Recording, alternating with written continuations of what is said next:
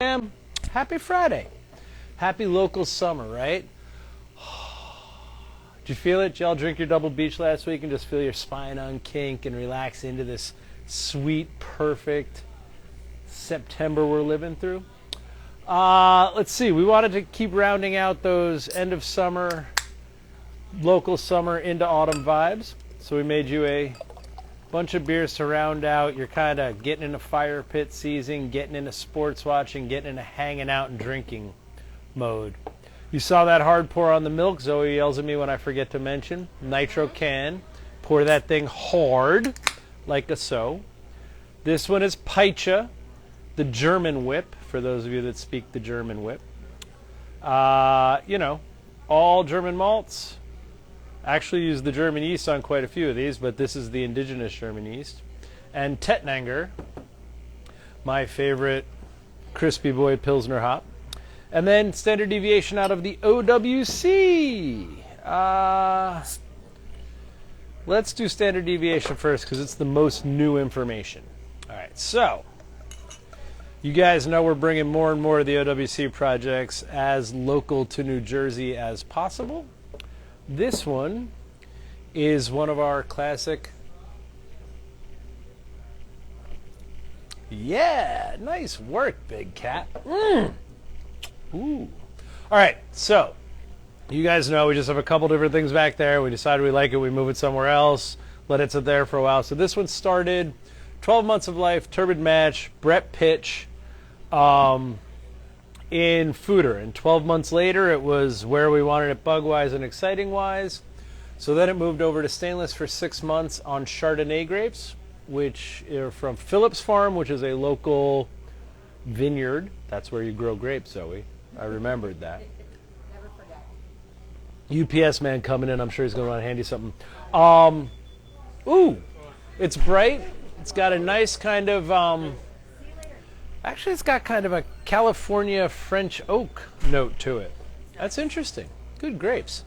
Ends on acidic fruit like it should. Nice body to it. I love it. We'll come back to this one after we talk about the other two.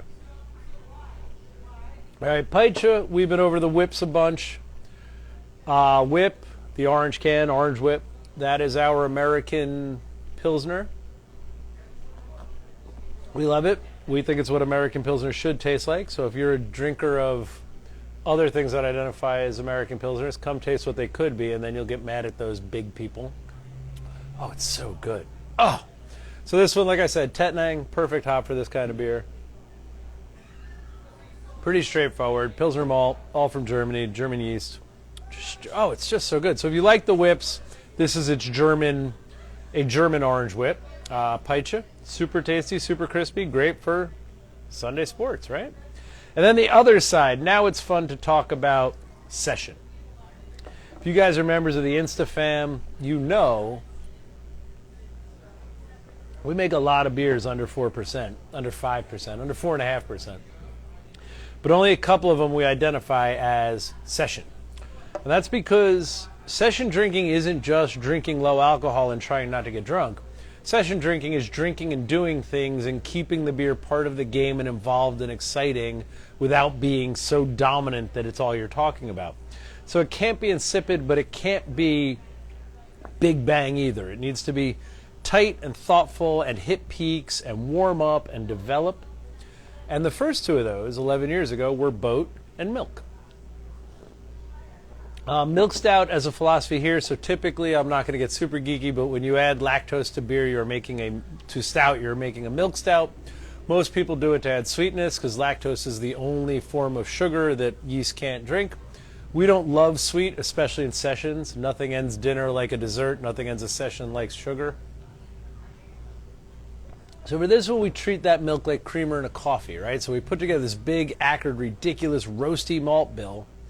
And then we put the lactose in it to take the edges off like you would a little tiny creamer in a diner cup of coffee. So you should get burnt toast, and then if you drink to the bottom of the glass should just be bread crust. And you should get dark chocolate, and if you drink further, it should soften into, 70%, 60%, 40%.